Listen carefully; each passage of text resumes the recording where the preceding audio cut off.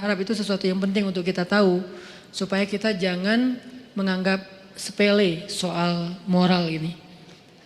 Jangan sampai kita terninabobokan hanya dengan udah hadir ke taklim, udah gitu nggak ada tugas lain. Justru tugas utama dalam dakwah kita keluar dari masjid. Kalau di masjid kayak nggak ada challenge-nya, duduk dengerin, nggak nyaman mungkin senegatif-negatifnya akhlak kita di masjid apa? Ketiduran.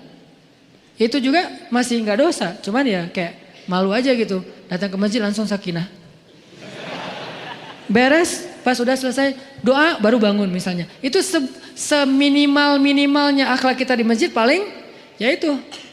Kalau ikhtilat nggak ikhtilat, ceweknya di atas, cowoknya di bawah. Kecuali cewek di bawah kita di atas itu bahaya. Pura-pura khusyuk, Masya Allah. Nah ini enggak. Kalau cewek di atas, cewek lebih expert dalam menjaga mata dibandingkan cowok. Ini fitrahnya ya. Cewek lebih baik walaupun ada yang kecolongan ada, tapi maksudnya secara umum cewek itu lebih jago jaga mata daripada cowok. Cowok lebih jago jaga mulut daripada cewek. Saya nggak mau ngomong negatifnya ya, saya ngomong positifnya nih. Positifnya, cewek itu lebih jago menjaga mata daripada cowok. Cowok lebih jago menjaga lisan daripada cewek. Makanya cewek kalau lagi sedih itu kan gini ya. Kalau cowok kalau lagi sedih kan gini kan. Jadi masing-masing dikasih ujian lah. Kalau cewek mampu menjaga lisan itu jadi jalan ke surganya. Kalau cowok mampu menjaga mata itu jalan ke surganya. Kalau bahasa hadis mah lebih vulgar lagi. 2 yang membuat orang paling sering masuk neraka. 1 lisannya, 2 kemaluannya. Tapi kalau diperjelas lagi kemaluan itu berawal dari mana? Pandangan mata. Jadi artinya ikhtilat nggak ada. Cewek di atas, kita di bawah. Walaupun nanti kalau keluar bisa aja sih, cuman maksudnya nggak kayak di jalan, nggak kayak di mall. Di mall gimana? Kalau di sini gimana pun di luar Instagramnya vulgar, kalau udah masuk masjid kan minimal kayak agak sopan gitu kan ya. Saya nggak bilang berhijab karena mungkin belum semua berhijab, lagian itu proses gitu. Saya hargai udah mau ke masjid walaupun belum sempurna hijabnya, tapi minimal udah sopan. Nggak mungkin kan masuk masjid kayak di sebelah misalnya, kan beda kan pakaian yang di sebelah sana sama yang di sini, bangunan sana, building sana sama building ini kan beda nih. Habis dari sini ke sana, innalillah. Kalau habis dari sana ke sini, astagfirullah. Udah dosa, taubat gitu. Kalau ini lagi taubat, dosa lagi kan salah kan. Jadi kayak beda. Nah coba lihat, kalau lihat perilakunya gimana di jalan sama di mall atau di pasar. Kita bisa nggak nih keluar dari masjid baru kita tunjukin saya udah taklim. Tapi minimal udah la tahkiranna minal ma'rufi syai'a kata Nabi. Janganlah kalian meremehkan kebaikan walaupun kecil. Walau antal akhaka biwajhin talik, walaupun sekedar tersenyum ke wajah saudara, jangan dianggap remeh. Tersenyum juga udah kebaikan yang luar biasa. Senyum doang. Tapi jangan salah sasaran.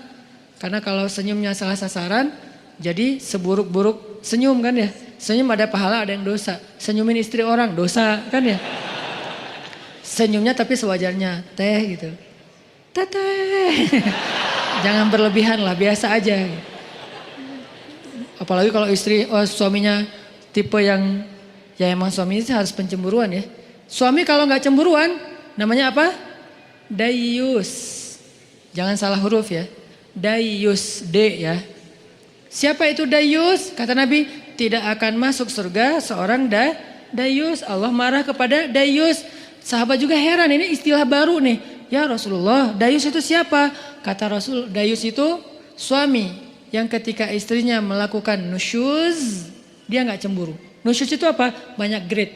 Grade yang sederhana dalam nusyuz, istrinya misalnya chat lebih dari jam yang ditetapkan. Misalnya kayak agak menurut saya berlebihan lah. Seorang cewek chat sama cowok yang bukan muhrimnya bukan karena darurat jam 11 malam. Harusnya batasnya jam 10 malam. Ini SOP ya buat cewek-cewek. Jangan chat ke cowok yang bukan muhrim kita lebih dari jam 10 malam. Chat itu kan jaringan pribadi kan. Diterjemahin japri lah. Panjang amat. Chat itu kan japri. Jadi kita kayak ngobrol berdua. Nggak darurat, kecuali darurat. Ada urusan penting, urusan kerjaan, urusan sosial, urusan apa lagi. Tapi bukan modus. Nanti jangan lupa ya sebelum tidur baca 100 ayat. Soalnya kata Nabi, pakai bawa Nabi lagi ya. Siapa yang sebelum tidur baca 100 ayat, maka dia dicatat sebagai orang yang tidak lalai, kan gitu kan? Karena siapa yang selalu dalam keadaan zikir berarti Allah ingat dia. Fadkuruni adkurkum. Berarti siapa yang sebelum tidur baca 100 ayat, Allah ingat dia sepanjang dia tidur sehingga dia tidur dalam keadaan diridhoi oleh Allah. Ya, jangan lupa ya baca 100 ayat. Oh ya, surat apa? Bebas, yang kamu udah lancar aja. Atau kalau misalnya kamu ngantuk, aku aja bacain mewakili kamu. Apa gitu kan ya? Nah, ini namanya modus. Jangan di follow yang kayak gitu-gitu. Oke, jadi jangan lebih dari jam 10 kecuali darurat. Nah, suami yang gak cemburu istrinya chat terus cekikikan, terus emotikonnya guling-guling apa. Nah, ini enggak benar nih. Berarti dia udah mulai kena penyakit dayus, harus cemburu.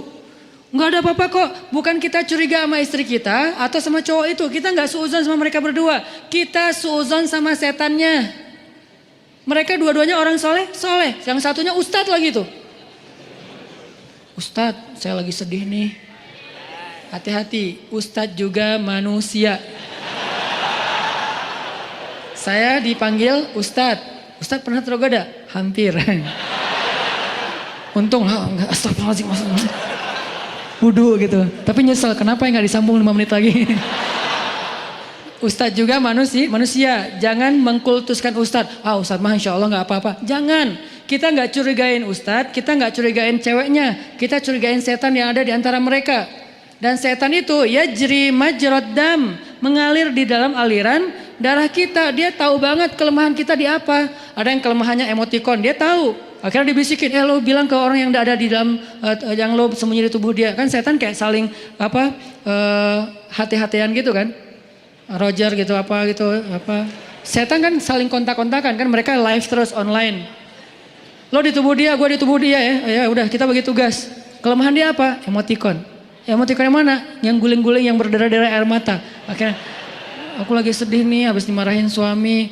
Oh, biasa itu ujian rumah tangga. Mulai curhat. Lama-lama kok Ustadz ini enak diajak curhat ya, nggak seperti suami saya mah orangnya cuek. Kalau Ustadz orangnya pengertian, dia bisa menghibur saya, Masya Allah, jadi nyaman. Nggak ada pikiran macam-macam, nyaman doang nih. Nyaman chat, ada masalah lagi, chat lagi sama Ustadz. Dan Ustadznya juga kayak awalnya juga berbaik hati. Kasihan juga mau ngasih motivasi, biar kasih hadis, ngasih ayat. Tapi udah jam 10 Ustadz, ini udah jam 10, udah nggak boleh lagi urusan privasi. Kalau mau chat kan bisa besok, pagi-pagi habis subuh, Ustadz mohon maaf. Kalau perlu bahasanya kaku, nggak ada titik-titik, nggak ada koma, udah aja kaku. Kalau perlu semuanya kapital. Saking kakunya gitu. Jangan ada yang dikasih bunga-bunga, titik-titik panjang, terus misalnya hurufnya didobel-dobelin gitu. Ustadz, ya, bahaya. Ya, ini jarang kan Ustadz buka kartu kan, bahaya. Karena ada ustadz yang jadi korban ada, tapi kita nggak boleh menjudge. Yang mana ustadz? Itu ya ustadz. Enggak, saya nggak mau ngejudge ya. Tapi ada kasusnya, ada aja. Ini nih dunia fitnah kan. Kita kan ngelihat ustadz itu suci di atas mimbar, di belakang mimbar, ya gitu deh. Ya manusia maksudnya, manusia sama kayak kita, kelemahannya sama. Mudah-mudahan kita berbaik sangka dia lebih soleh. Tapi sesoleh-solehnya dia, bukankah di Bani Israel itu ada orang yang ahli ibadah 100 tahun? Ibadah terus, ujungnya apa? Zina, membunuh, syirik. Gara-gara apa?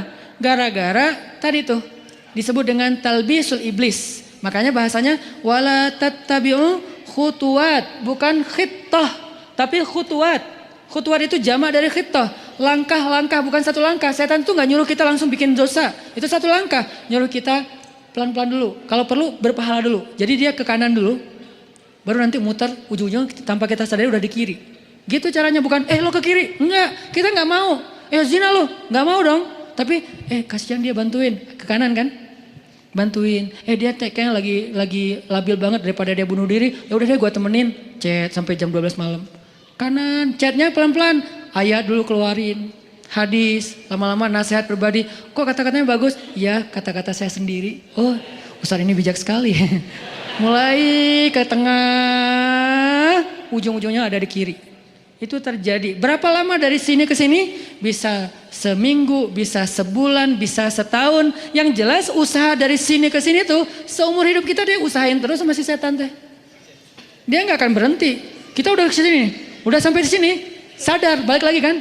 Diusahain lagi. Dia nggak akan berhenti sampai kiamat. Itu perjanjiannya dengan Allah. Akan aku sesatkan cucu-cucunya Adam sampai hari kiamat. Kalau dunia batas waktunya kiamat, kalau kita batas waktunya sakaratul maut. Jadi nggak ada batas waktu, terus saja. Mau ustadznya udah kakek-kakek juga sama. Sebelum meninggal berarti masih ada kesempatan diginiin. Dia nggak akan nyuruh nyebrang ke sana. Khutwat. Khutwat itu langkah-langkah yang panjang, yang banyak. Mungkin 1000 langkah, mungkin 2000 langkah. Yang jelas goalsnya ke sini nih. Tapi langkahnya ke kanan dulu. Itu talbis namanya. Talbis itu tipuan. Ada Bani Israel. Gimana ceritanya? Masih boleh dikit cerita? Jadi ada 3 orang pemuda, soleh-soleh semuanya. Mereka punya 1 adik perempuan, berempat. Yang paling bungsunya cewek, cantik, masih jomblo, single. Bukan jomblo, single. Karena dia biasa aja gitu dengan kesinggelannya.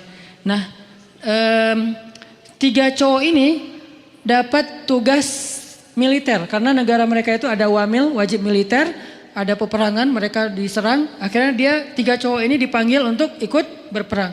Mereka khawatir gimana dengan adiknya yang perempuan. Siapa yang akan jaga, ini cerita dari hadis. Bukan fiksi. Bukan fiktif. Fiksi beda lagi. Bukan fiktif gitu. Cerita dari hadis. Nah, karena mereka nggak tahu gimana cara ke siapa harus menitip adik perempuannya, keluarganya di luar kota, nggak ada yang di situ, susah gitu. Pokoknya intinya nggak ada yang mereka percaya selain seorang ahli ibadah yang ada di negeri mereka. Cuman beliau ini nih yang paling soleh, paling amanah, paling baik. Bukan ustadz biasa lah, ustadz legend lah ya. Udah senior banget lah ya. Nah akhirnya mereka sepakat bertiga, kita titipin aja adik kita ke syekh itu. Datanglah ke syekh ini.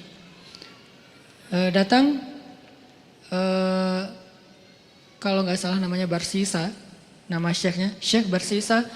Kami dapat tugas militer, kami ingin menitipkan adik perempuan kami di rumah Anda.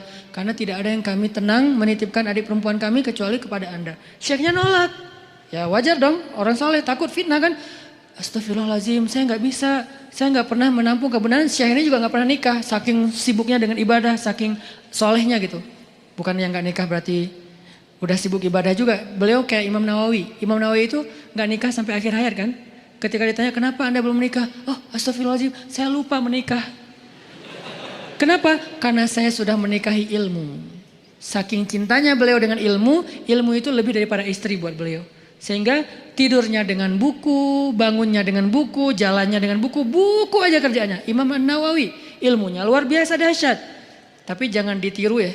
Karena kita nggak gitu-gitu amat juga tentang ilmu. Ilmu enggak, nikah enggak kan? Ya pilih salah satu deh. Kalau enggak ilmu ya nikah gitu. Masalahnya kita ilmu gimana? Apakah udah selevel Imam Nawawi yang hadis dalam semalam hafal berapa ribu hadis. Terus setiap malam tuh nulis buku. Sholat 2 rakaat, satu paragraf. 2 rakaat, 1 paragraf. Jadi setiap paragraf itu 2 rakaat sholat. Wudhu dari isya ke subuh, 1 wudhu. Selama bertahun-tahun, 1 wudhu sholat subuh dengan isya. Maksudnya gak tidur semalaman. Karena terjaga wudhunya Imam Nawawi. Nah Syekh Barsisa nolak, gak mau.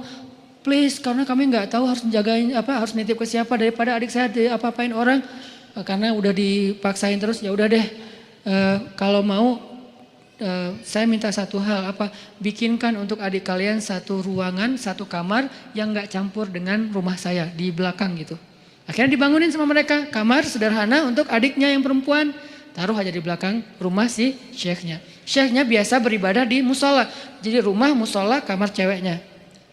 Jarak musola dengan kamar ceweknya terhalang oleh rumah syekh. Jadi agak berjarak gitu. Udah pergi mereka berjihad. Hari-hari pertama syekhnya gak pernah berkomunikasi 1 patah kata pun dengan si cewek ini. Karena diamanahin nafkah kebutuhannya, akhirnya dititipkan uang. Syekh ini ke pasar beli roti setiap pagi, taruh roti di depan pintunya, balik lagi ke musola zikir. Astagfirullah. Si perempuannya tahu jam udah ada roti di depan pintu dia buka, ambil roti, makan di dalam. Gak pernah komunikasi. Sehari, seminggu, Minggu kedua mulai datang setan. Yuwaswis fi sudurin nas pakai perasaan, bukan pakai logika. Perasaannya yang diusik. Kasihan juga tuh cewek kesepian. Masa nggak disapa sama sekali, ntar dianggap sombong loh. Ya sapa sederhana aja, nggak usah berlebihan, cuman sehat gitu doang. Oh ya udah, titipin roti. Assalamualaikum, sehat teh, sehat Ustadz, alhamdulillah. Oh ya, pergi aja. Gitu doang. Jadi kayak Japri sehat, sehat udah. Nggak pakai emoticon. Jadi benar-benar kayak tiis aja gitu kan ya, dingin aja nggak ada apa-apa gitu. Zikir astagfirullahaladzim. Besok datang lagi setan. Masa cuma nyapa doang, siapa tahu dia pengen sesuatu tapi nggak berani ngomong karena kaku. Ya lebih lemes lagi lah, biar siapa tahu si cewek ini butuh apa nanti dia bisa ngomong karena nggak malu. Oh iya juga sih, teh sehat ya, kalau butuh apa-apa kasih tahu saya ya. Oh iya Ustadz makasih. Nah ini kan nih, akhirnya datang setan yang satu lagi. Lo tugasnya sama cewek, gue cowok. Setannya bagi tugas, tapi bukan karena kelainan, memang gitu tugasnya. Si setan yang ke ceweknya bilang, itu Syekh itu baik banget ya, soleh banget. Kamu kalau ada apa-apa jangan sungkan, ngomong aja ke beliau orang soleh kok, orangnya senang membantu. Kan baik kan, gak ada yang negatif kan. Besok-besok, teh butuh apa? Ya Ustadz boleh nitip sesuatu apa? Pengen makan apa gitu. Ini ada uangnya, nggak apa-apa udah dititipin sama kakak-kakaknya. Oh ya udah, maaf ya Ustadz merepotkan, nggak apa-apa. Nah, mulai ini, pergi ke pasar, beliin roti, susu. Makasih Ustadz udah bagi 2 aja masa saya makan sendiri nggak habis. Setan bilang kan, nggak akan habis tuh mubazir, benar nggak sih? Mubazir kebanyakan tuh, udah bagi 2 aja. Ustadz bagi 2 aja, udah nggak apa-apa makan aja. Kata si yang satu lagi setannya, jangan mau diterima, malu atuh sama cewek. Udah, akhirnya apa? Udah makan aja, ntar kalau nggak habis baru saya habisin. Mulai kan, makan, Ustadz nggak habis. Ya udah sini dihabisin. Mulai kan agak-agak gimana gitu kan, bekas makan. Lama-lama datang lagi setan tuh. Coba tanya, siapa tahu dia pengen belajar sekaligus daripada dia diam-diam aja, nyantri aja sekalian. Nyantrinya apa? Belajar agama. Tanya butuh apa tentang masalah agama yang saya bisa bantu. Sedikit-sedikit adalah ilmu. Oh ya udah benar juga ya, dapat pahala lebih. Teh nanti kalau butuh apa-apa udah nggak sungkan sekaku yang pertama kan. Butuh apa-apa kasih tahu aja ke saya, insya Allah kalau ada pertanyaan saya bisa jawab. Kalau nggak ada nanti saya tanya ke yang lebih ahli. Oh ya Ustadz kebenaran saya lagi nanya nih masalah ini gimana. Nah mulai, tapi masih di balik pintu. Kenapa? Jangan ketemu orangnya, fitnah dong kata setan. Jangan nanti fitnah ikhtilat kata setan teh. Setan yang ngajarin ilmunya nih. Ikhtilat jangan. Oh ya benar juga. Jadi teriak-teriak dari belakang pintu, depan pintu gitu. Oh kalau gini gimana Ustadz? Nah lama-lama datang lagi setan. Mungkin sebetulnya si Tete itu ada pertanyaan yang privasi. Gak enak nanyanya sambil teriak-teriak. Kayak nanya masalah cara membersihkan haid atau apa kan gak enak teriak. Ustadz cara ngebersihin haid gimana kan gak enak kan ya. Ya udah kamu lebih dekat lagi duduk depan pintu. Jangan berdiri. Duduk aja depan pintu baru ngobrol. Oh ya udah teh. Kalau Teteh butuh tanya apa-apa saya insya Allah siap jawab. Ini nggak perlu teriak-teriak. Oh ya Ustadz di balik pintu. Sama-sama duduk di pintu tapi masih kehalang. Pintu tertutup. Datang lagi besoknya setan. Apa kata orang ngelihat kalian udah ngomong kayak gitu. Satu dalam satu di luar tapi duduk di pintu. Kan jadi fitnah. Ntar dikira semua orang ada apa-apa. Lebih baik masuk ke dalam biar nggak ada yang ngelihat. Tapi pintunya dibuka. Awas jangan ditutup. Ntar digoda setan. Lah ngomong setan. Nah ini nih setan nih. Talbis. Makanya ada buku tebal ya, judulnya Talbisul Iblis. Tipu daya, tipu muslihat iblis. Gitu, dibawanya ke kanan dulu, baru ujung-ujungnya ke kiri, tanpa disadari. Tapi buka pintu ya, oh iya juga ya, nggak boleh tutup pintu, ntar jadi ikhtilat lagi, ntar setan lagi. Padahal dari tadi juga setan. Udah, teh boleh di dalam aja, nggak enak dilihat orang. Oh ya Ustadz nggak apa-apa. Yang bagian ceweknya bilang nggak apa-apa, dia orangnya amanah, nggak usah khawatir. Gitu kan? Udah aja duduk dekat pintu, tapi udah di dalam ruangan. Ngobrol, udah ketemu orangnya beda udah pasti. Pertama cewek ini nggak pernah kenal dekat sama cowok, kedua Syekh ini nggak kenal dekat sama cewek. Ini adalah kali pertama mereka berinteraksi lawan jenis dan dekat sekarang. Nggak ada siapa-siapa. Mulai bercanda, jangan kaku-kaku amat datu ngantuk taklim teh, kasih candaan dikit. Ya udah mulai canda, jadi akrab, jadi hai, malu dilihat orang, masa bercanda tapi kelihatan orang, udah tutup aja pintunya kan udah saling kenal, udah saling percaya. Tutup pintunya, ngobrol, nauzubillah, terus dekat Sampai akhirnya curhat si cewek ini. Namanya manusia pasti semuanya punya masalah kan. Akhirnya dia berani curhat. Ustadz, saya udah anggap Ustadz sebagai keluarga saya percaya. Boleh saya curhat masalah pribadi? Curhat. Curhat, buka. Waktu itu masih syariat hijab, cadar, buka cadarnya. Langsung udah lihat wajahnya, udah kemana-mana, udah setan teh. Setan yang datang udah bukan lagi bab ini. Setan kan gonta-ganti, sesuai dengan kapasitasnya. Sekarang bab yang lain lagi, datang setan yang ahli di bidang yang lain. Udah, terus saja sampai mereka akhirnya udah akrab, udah tahu semua cerita-ceritanya. Nangis, ceweknya nangis, senangis-nangisnya. Datang setan romantis. Kalau yang pertama gak ngerti romantis, taunya fikih. Kalau sekarang setan jangankan setan, manusia aja ada yang kayak gitu. Dulu Senok Hogranya yang di Aceh tuh, dia hafal ribuan hadis, hafal Quran 30 juz hanya untuk merusak masyarakat Aceh dengan berstatus ulama kan ya. Itu manusia loh, apalagi setan yang udah lebih legend lagi gitu. Akhirnya setan romantis datang. Kalau cewek lagi nangis kayak gitu jangan didiemin, kasih bahu. Nanti kalau dia tersinggung gimana? Gak akan tersinggung. Cewek kalau lagi kayak gitu dia gak akan tersinggung. Dia pasti positif. Jangan kasih bahu pas dia lagi ngomongin masalah agama. Kasih bahu pas dia lagi nangis, lagi emosional. Itu pasti dia akan terima. Oh gitu ya? Udah Neng. Nah mulai ini akrab, usap-usap. Jadi nauzubillah akhirnya mereka berzina. Udah di sini kan? Udah berzina. Berzina sekali. Karena udah terlanjur dosa lah, kagok Udah kagok kan, udah aja, biasa aja gitu. Udah dosa juga gitu. Jangan manggil Syekh lagi lah, manggil A aja. Jadi tadi kan manggilnya Syekh, lama-lama Ustadz, lama-lama AA. Manggil lah, udah akrab teh, udah zina, ada segala macam, nauzubillah. Ngomongnya juga gak enak. Udah gitu, maaf perempuannya hamil. Perempuannya hamil, Syekh ini takut ketahuan sama kakak-kakaknya. Karena adik perempuan mereka ternyata dihamili sama Syekh ini. Kalut, panik, datang setan kriminal. Bilang, lo udah bikin adiknya, lo gak akan dibiarin hidup. Setannya udah beda ngomongnya. Ngomongnya udah beda. Udah terlanjur, udah lo habisin aja deh. Gak usah banyak mikir, udah lo habisin aja lo sekarang. Udah. Gitu-gitu. Oh udah dihabisin, dibunuh ceweknya. Karena takut ketahuan. Ditakut-takutin sama setan. Pokoknya lo habis, lo malu, semua orang kampung akan mencela kamu dan segala macam. Pokoknya dibikin goyah banget nih Syekh ini. Akhirnya dibunuh, dikubur di belakang rumah. Tapi udah dibisikin sama setan alasannya, modusnya apa? Bilang aja sakit, meninggal, dikuburin. Nggak lama, belum juga, baru sehari, kadarullah datang nih kakak-kakaknya. Syekh, assalamualaikum, waalaikumsalam. Syekh, alhamdulillah kami semuanya selamat. Adik kami di mana? Syekh ini pura-pura sandiwara. Ada apa Syekh? Innalillah, yang sabar ya gitu. Allah mentakdirkan kalian gak ketemu lagi. Baru aja kemarin adik kalian sakit keras dan meninggal. Maafkan saya gak bisa jaga amanah kalian. Innalillah wa inna ilaihi raji'un. Ya gak apa-apa Syekh, di mana kuburnya? Di belakang. Datang doa, pulang aja. Setan kan jahat banget ya. Setan tuh gak pernah berpihak sama kita. Dia itu pengadu domba. Malam setan ini datang ke dalam mimpi ketiga kakak beradik ini. Mimpinya sama. Setan yang sama, gimana gak sama redaksinya. Mimpinya sama.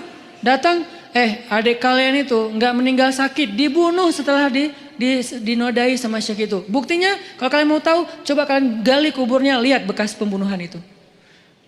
Kalau datang ke satu, ya anggap aja mimpi. Datang ke yang kedua, sama. Ketiga sama, bangun dari mimpi. Saya mimpi buruk tentang adik, saya juga sama. Apa mimpinya? Diceritain, kok sama ya mimpi kita? Mencurigakan sekali kan?